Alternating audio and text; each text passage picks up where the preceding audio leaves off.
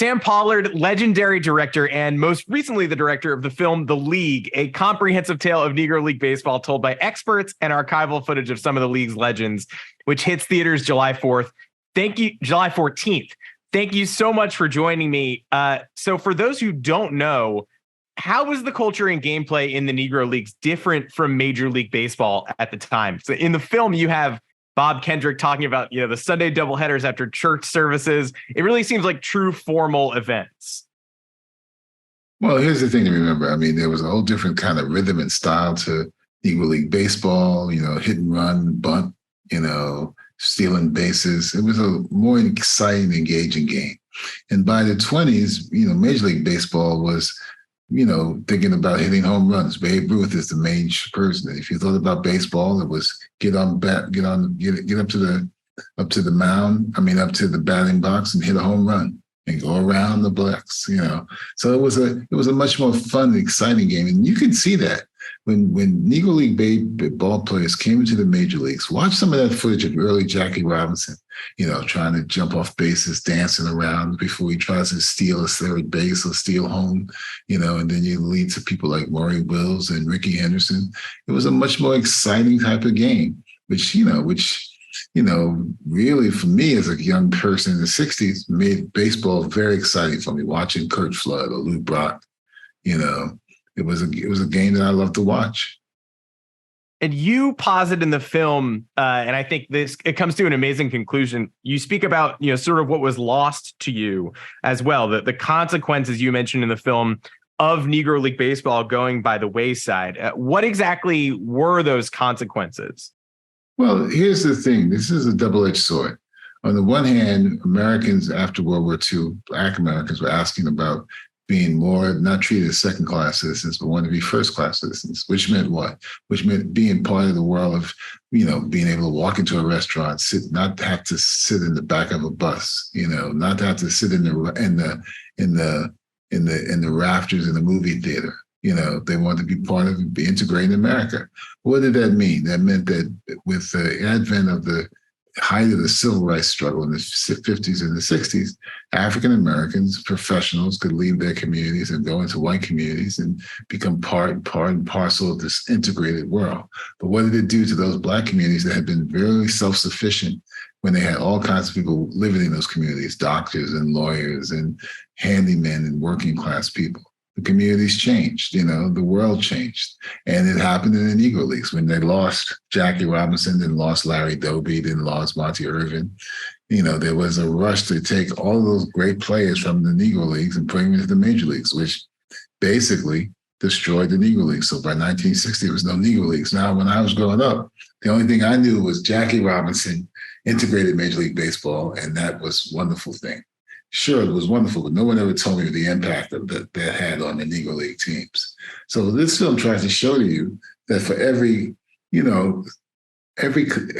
consequence, there's an upside and a downside, and that's what life is about. So this is it's not to say we want to do away with integration, but what was the impact that it had on these self-imposed communities?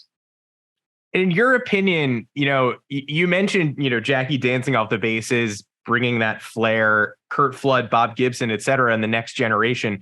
Obviously, MLB had a lot to learn post-integration from the way Negro League baseball was played.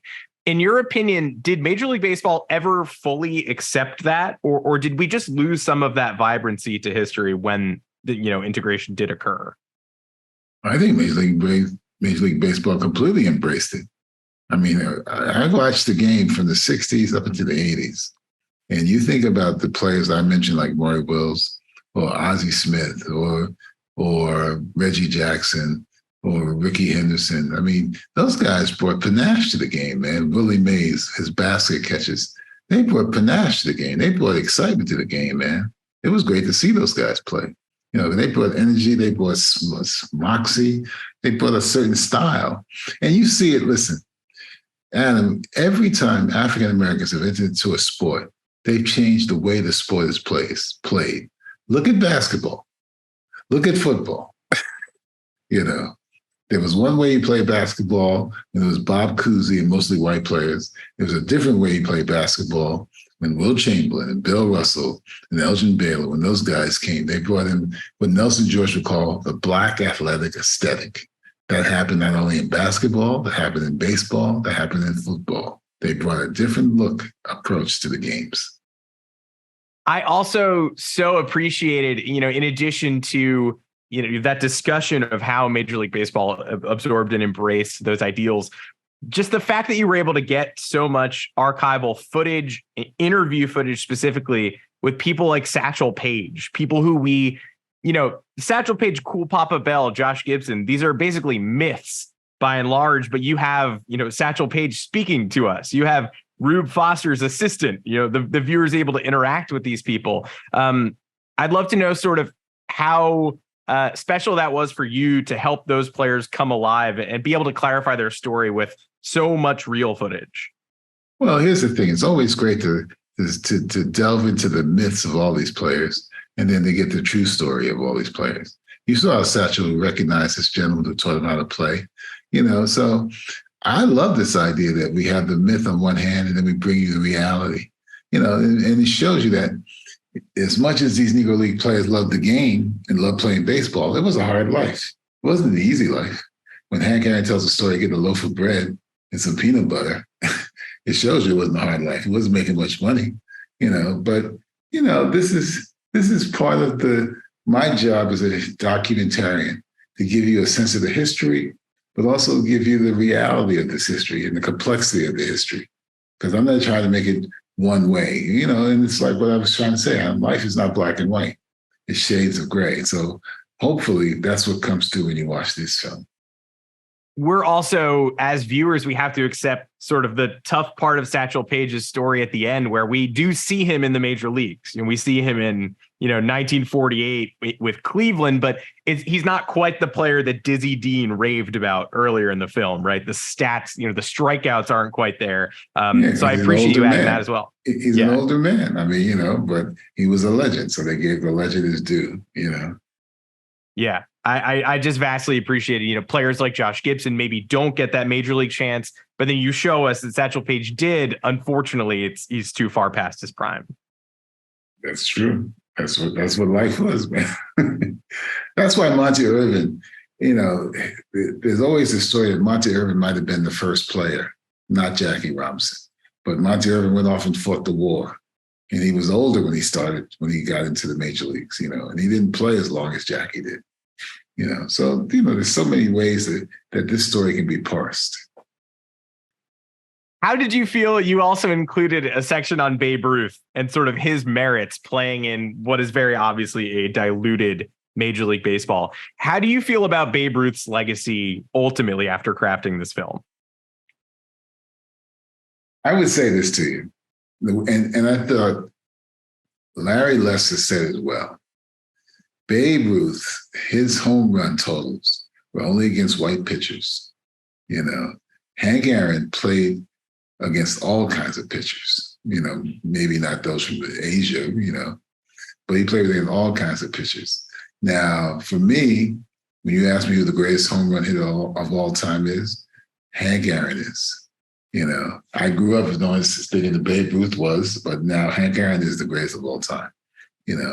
Barry Bonds with the asterisks is a pretty great hitter too, So, I look at it all like things change because the understanding of who played this game and who were writing the stats, have informed the game. History is written by those who are in charge of it. So now you live in a time where this history has been changed because it's not just white men writing this history anymore. Which under-discussed Negro League storyline or which player's career stood out to you most while working on this film and telling the story? Whose story were you sort of proudest to give a voice to? Oh, I think it was probably, I liked when Buck Leonard came on the camera and talked. I thought he was great. I also thought Max Manning was pretty interesting too. And I loved when Larry Doby and Monty Irvin talked about the reaction and the acceptance they got when they played in Cuba or in Mexico or in Puerto Rico, that they were much more embraced, than they had been if they were playing in America, even though they were playing in Negro Leagues. So it was nice to hear those stories from those guys that you don't normally hear those stories. Yeah, Larry Doby getting a case of rum every time he homered really stood out to me. What did he say? Was it something Q rum? Yeah. I guess that's another thing, an element that's kind of lost to history. Now it seems like Major League Baseball is going to play a regular season game in Birmingham next year at Rickwood Field. And I know they just renovated Hinchliffe Stadium over here in Patterson as well. How do you feel about that legacy sort of being restored, hopefully for a national audience? And how do you sort of anticipate they'll celebrate the Negro League's heritage for these games? I think it's great to go down to Birmingham and play in the Rickwood Stadium where the Birmingham Black Barons played, where Willie Mays started his career. I think that's great. I think that shows that the Major League Baseball understands the importance of recognizing, the legacy of Negro League ball clubs and Negro League players. I think it's fantastic. Now, maybe there'd probably be some renovation in those seats that I shot down there. The stands need some work, but it'll be great. Yeah, fantastic. Now, I'm also a Hall of Fame sort of devotee, and the Baseball Hall opened its doors to a lot of Negro League figures in 2006, but at the time, for whatever reason, still did not induct Buck O'Neil. And now he is in the Hall, but back then he was not in that initial large wave. Do you remember your reaction at the time, as well as sort of how your feelings maybe have changed over the years? I'll be honest with you. I don't remember having much of a reaction. I wasn't as locked in on baseball in 2006 as I had been in the 60s and 70s and the 80s. By the 90s, I wasn't, except for taking my son, I guess he was 15. I took my son to see the St. Louis Cardinals in the late 80s. I wasn't into baseball as much by the 90s. And even though I knew Buck O'Neil had become a regular star because of Ken Burns' baseball, I don't think I even realized that he hadn't been in that whole group of players that went in 2006. Okay, great. Yeah, I've been, I always pay attention to that class. And watching the film, it also evoked other memories because Cumberland Posey was part of that class. And he's obviously a major character in the film, but Gus Greenlee isn't. And you really focus on how Gus Greenlee was able to, reignite that Pittsburgh rivalry, especially.